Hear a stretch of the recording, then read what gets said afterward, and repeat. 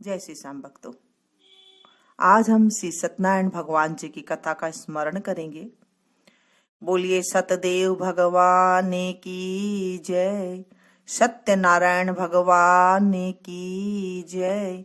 एक समय नैमिषारण्य तीर्थ में सौनकादि 88,000 ऋषियों ने श्री सुत जी से पूछा, हे प्रभु, इस कलयुग में वेद विद्या रहित मनुष्य को प्रभु भक्ति किस प्रकार मिलेगी तथा उनका उद्धार कैसे होगा। हे मुनि श्रेष्ठ, कोई ऐसा तप बताइए जिसमें थोड़े समय में ही पुण्य प्राप्त हो तथा मनवांछित फल मिले। वह कथा सुनने की हमारी इच्छा है।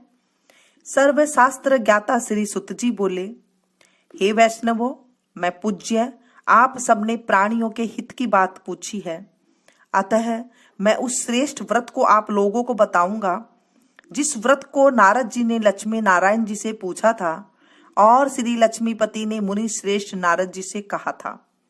सो ध्यान से सुनो।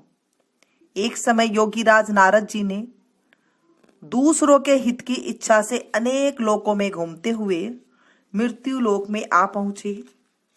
यहाँ अनेक योनियों में जन्मे हुए प्राय सभी मनुष्य के अपने कर्मों द्वारा अनेकों दुखों से पीड़ित देखकर सोचा, किस यत्न के करने से निश्चय ही मानव के दुखों का नाश हो सकेगा।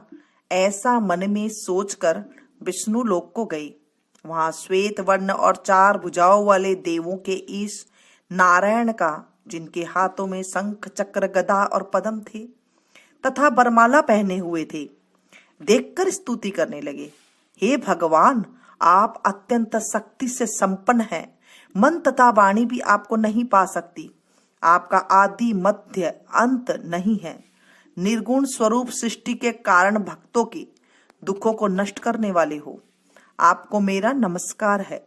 नारद जी इस प्रकार की स्तुति सुनकर विष्णु भगवान बोले, हे मुनि श्रेष्ठ, आपके मन में क्या है? आपका किस काम के लिए आगमन हुआ है? निसंकोच कहो। तब नारद मुनि बोले, मृत्यु लोक में सब मनुष्य जो अनेक योनियों में पैदा हुए हैं, अपने अपने कर्मों के द्वारा अनेक प्रकार के दुखों से दुखी हैं। हे नाथ, मुझ पर दया रखते हो तो बतलाइए कि उन मनुष्य के सब दुखों थोड़े से ही प्रयत्न से कैसे दूर हो सकते हैं। श्री भगवान जी बोले, हे नारद, मनुष्य की भलाई के लिए तुमने बहुत अच्छी बात पूछी है। जिसके करने से मनुष्य मोह माह से छूट जाता है, वह कहता हूं। सुनो, पुण्य देने वाला स्वर्ग तथा मृत्यु लोक में दोनों में दुर्लभ एक उत्तम व्रत है। आज मैं प्रेमवश होकर तुमसे कहता हूं। श्री सत्यनारायण भगवान का यह व्रत अच्छी तरह विधान पूर्वक करने से मनुष्य तुरंत ही यहाँ सुख भोग कर मरने पर मोक्ष को प्राप्त होता है। श्री भगवान के वचन सुनकर नारद मुनि बोले, इस व्रत का फल क्या है? क्या विधान है? किसने यह व्रत किया था और किस दिन यह व्रत करना चाहिए? विस्तार से कहो। भगवान बोले, दुख व शोक आदि को दूर करने वाला, धन्य धान को बढ़ाने वाला, सौभाग्य तथा संतान को देने वाला यह व्रत सब स्थानों पर विजयी करने वाला है। भक्ति और श्रद्धा के साथ किसी भी दिन मनुष्य श्री सत्यनारायण की शाम के समय ब्राह्मणों और बंधुओं के साथ धर्मपरायण होकर पूजा करे। भक्ति भाव से नैवेद्य केले का फल, घी, दूध और गेहूं का चूर्ण सवाया ले। गेहूं के अभाव में साठी का चूर्ण, शक्कर तथा गुड़ ले और सब भक्षण योग्य पदार्थ जमा करके भगवान को अर्पित करे तथा बंधु बांधवों सहित ब्राह्मणों को भोजन कराएं। उसके बाद स्वयं भोजन करे। नृत्य गीत आदि का आचरण कर श्री सत्यनारायण भगवान का स्मरण करता हुआ समय व्यतीत करे। इस तरह व्रत करने पर मनुष्य की इच्छा निश्चय ही पूरी होती है। विशेषकर कली काल में मृत्यु लोक में यह मोक्ष का सरल उपाय है। इति श्री सत्यनारायण व्रत कथा का प्रथम अध्याय संपूर्ण। श्रीमन नारायण नारायण नारायण, भज मन नारायण नारायण नारायण। श्री सत्यनारायण भगवान की जय। सतदेव भगवान की जय। द्वितीय अध्याय। सुत जी बोले, हे ऋषियों, जिसने पहले समय में इस व्रत को किया है उसका इतिहास कहता हूं, ध्यान से सुनो। सुंदर काशीपुर नगरी में एक अत्यंत निर्धन ब्राह्मण रहता था। वह भूख प्यास से बेचैन हुआ नित्य पृथ्वी पर घूमता रहता था। ब्राह्मणों से प्रेम करने वाला भगवान ने ब्राह्मण का रूप धारण कर उसके पास जाकर आदर के साथ पूछा, हे विप्र, नित्य दुखी हुआ पृथ्वी पर क्यों घूमता है? दीन ब्राह्मण बोला, मैं निर्धन ब्राह्मण हूं, भिक्षा के लिए पृथ्वी पर फिरता रहता हूं। हे भगवान, यदि आप इसका उपाय जानते हो तो कृपा करके कहो। वृद्ध ब्राह्मण बोला, सत्यनारायण भगवान मनवांछित फल देने वाले हैं, इसलिए हे ब्राह्मण, तू उनका पूजन कर, जिसके करने से मनुष्य सब दुखों से मुक्त होता है।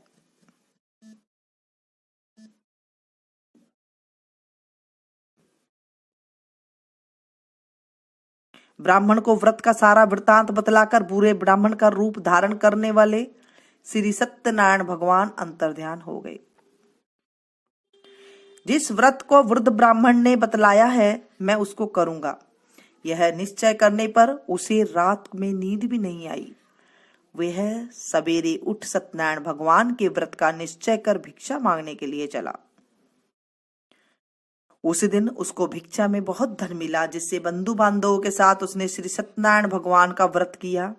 इसके करने से वह विप्र सब दुखों से छूटकर अनेक प्रकार की संपत्तियों से युक्त हुआ। उस समय से वह विप्र हर मास व्रत करने लगा। इस तरह सत्यनारायण भगवान के व्रत को जो करेगा वह सब पापों से छूटकर मोक्ष को प्राप्त होगा। आगे जो पृथ्वी पर श्री सत्यनारायण भगवान का व्रत करेगा वह मनुष्य सब दुखों से छूट जाएगा। इस तरह नारद जी से नारायण जी का कहा हुआ यह व्रत मैंने तुमसे कहा। हे विप्रो, अब मैं और क्या कहूं? ऋषि बोले, हे मुनिवर, संसार में उस विप्र से सुनकर और किस किस ने इस व्रत को किया वह हम सब सुनना चाहते हैं। इसके लिए हमारे मन में श्रद्धा है। श्रुति जी बोले, सुत जी बोले, हे मुनियों, जिसने इस व्रत को किया है वह सब सुनो। एक समय वह विप्र धन और ऐश्वर्य के अनुसार बंधु बांधवों के साथ व्रत करने को तैयार हुआ। उसी समय एक लकड़ी बेचने वाला बूढ़ा आदमी आया और बाहर लकड़ियों को रखकर विप्र के मकान में गया। प्यास से दुखी लकड़हारा उनको व्रत करते देखकर विप्र को नमस्कार कर कहने लगा, आप यह क्या कर रही हैं और इसके करने से क्या फल मिलता है? कृपया मुझे भी बताओ। ब्राह्मण ने कहा, सब मनोकामनाओं को पूर्ण करने वाला यह श्री सत्यनारायण भगवान का व्रत है। इसकी ही कृपा से मेरे यहाँ धन्य धान्य की वृद्धि हुई है। विप्र से इस व्रत के बारे में जानकर लकड़हारा बहुत प्रसन्न हुआ। चरनामत ले और प्रसाद खाने के बाद अपने घर को गया। लकड़हारे ने अपने मन में यह प्रकार का संकल्प किया कि आज गांव में लकड़ी बेचने से जो धन मिलेगा उसी से श्री सत्यनारायण भगवान का उत्तम व्रत करूंगा। यह मन में विचार कर वह बूढ़ा आदमी लकड़ियां अपने सिर पर रखकर जिस नगर में धनवान लोग रह रहे थे वह ऐसे सुंदर नगर में गया। उस रोज वहां पर उसे उन लकड़ियों के दाम पहले दिनों से चौगुना मिले। तब वह बूढ़ा लकड़हारा दाम ले और अति प्रसन्न होकर पके केले की फली, शक्कर, घी, दूध, दही और गेहूं का चूर्ण इत्यादि श्री सत्यनारायण भगवान के व्रत की कुल सामग्रियों को लेकर अपने घर गया। फिर उसने अपने भाई बंधुओं को बुलाकर विधि के साथ भगवान जी का पूजन और व्रत किया। उस व्रत के प्रभाव से वह बूढ़ा लकड़हारा धन, पुत्र आदि से युक्त हुआ और संसार के समस्त सुख भोग कर बैकुंठ को चला गया। इति श्री सत्यनारायण व्रत कथा का द्वितीय अध्याय संपूर्ण। श्रीमन नारायण नारायण नारायण, भज मन नारायण नारायण नारायण। श्री सत्यनारायण भगवान की जय। सतदेव भगवान की जय। तृतीय अध्याय। सुत जी बोले, हे श्रेष्ठ मुनियों, अब आगे की कथा कहता हूँ। पहले समय में उल्का मुख नाम का एक बुद्धिमान राजा था। वह सत्यवक्ता और जितेंद्रिय था। प्रतिदिन देव स्थानों पर जाता तथा गरीबों को धन देकर उनके कष्ट को दूर करता था। उसकी पत्नी कमल के समान मुख वाली और सती साध्वी थी। भद्रशिला नदी के तट पर उन दोनों ने श्री सत्यनारायण भगवान का व्रत किया। उस समय वहां एक साधु नामक वेश्य था।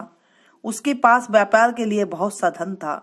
राजा को व्रत देखकर वह विनय के साथ पूछने लगा, हे राजन, भक्ति तो चित्त से ये आप क्या कर रहे हैं?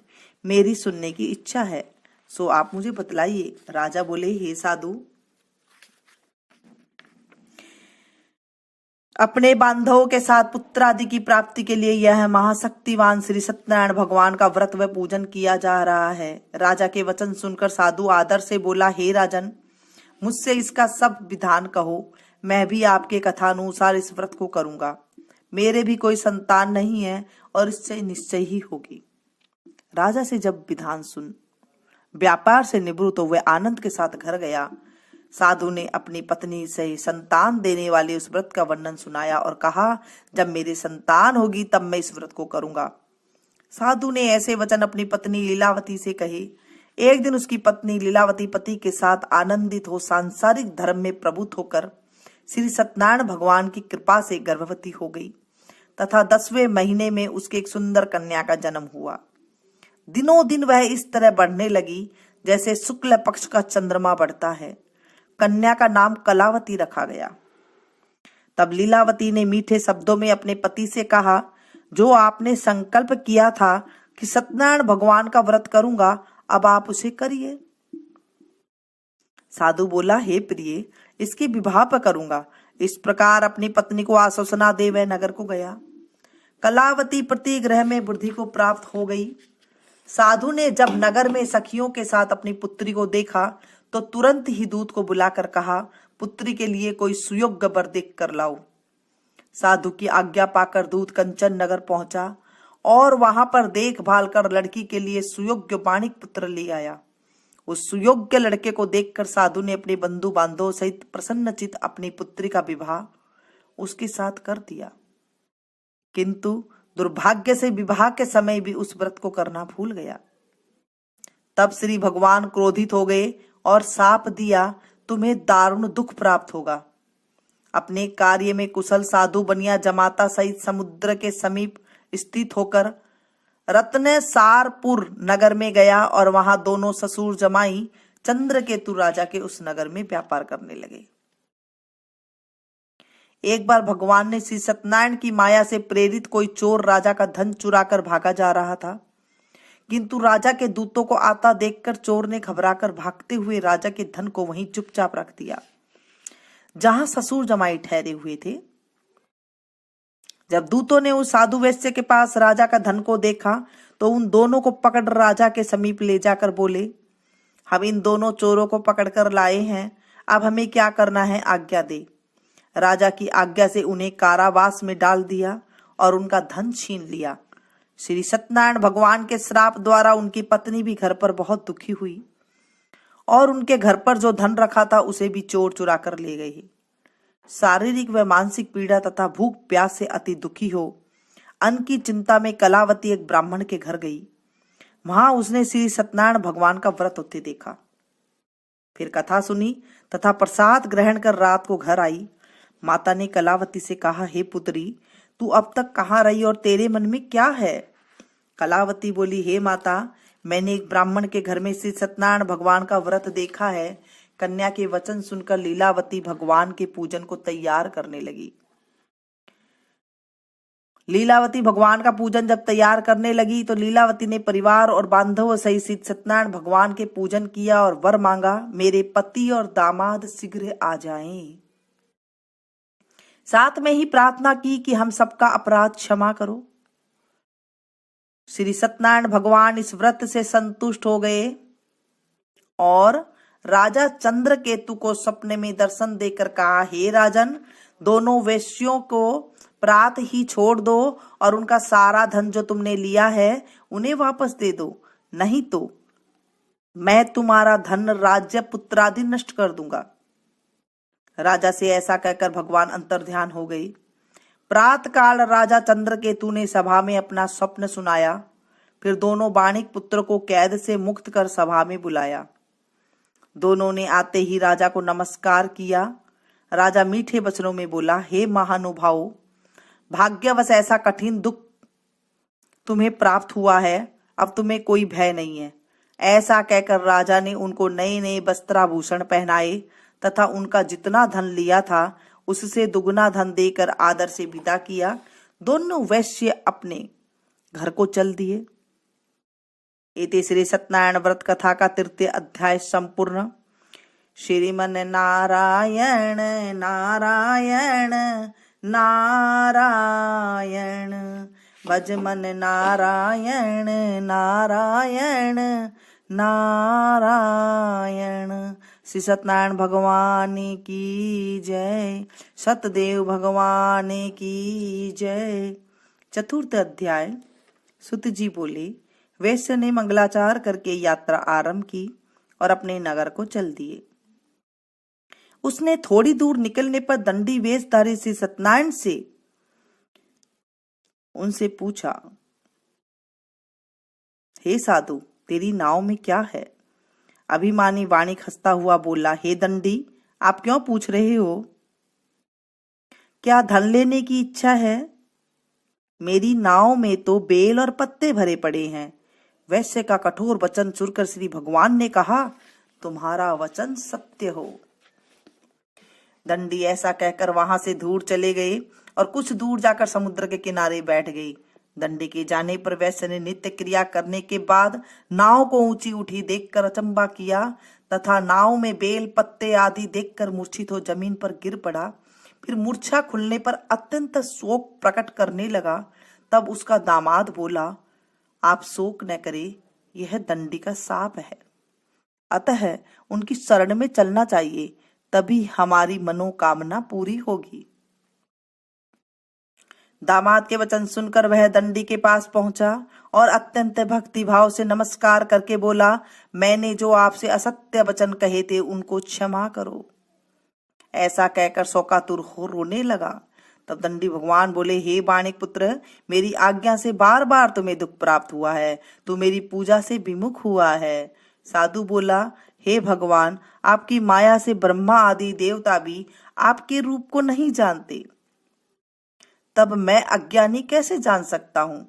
आप प्रसन्न होइए, मैं सामर्थ्य के अनुसार आपकी पूजा करूंगा।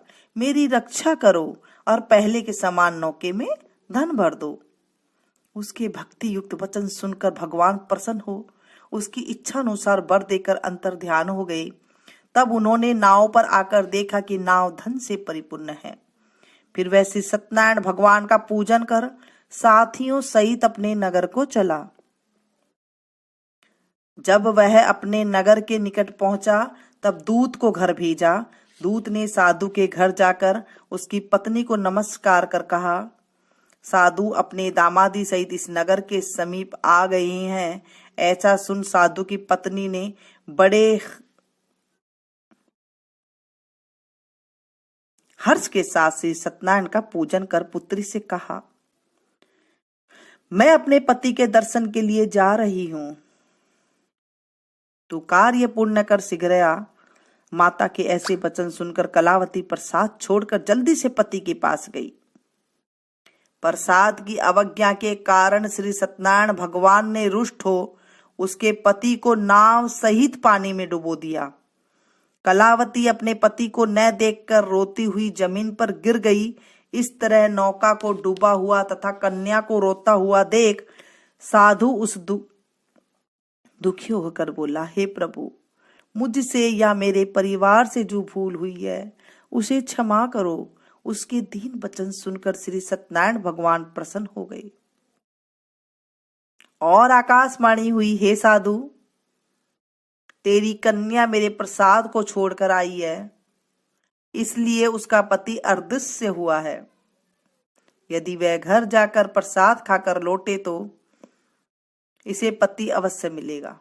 आकाशवाणी सुनकर कलावती ने घर पहुंचकर प्रसाद खाया, फिर पति के दर्शन किए। तत्पश्चात साधु ने बंधु बांधवों सहित श्री सत्यनारायण भगवान का विधि पूर्वक पूजन किया। उसके बाद इस लोक में सुख भोग कर अंत में स्वर्ग लोक को गया। इति श्री सत्यनारायण व्रत कथा का चतुर्थ अध्याय संपूर्ण।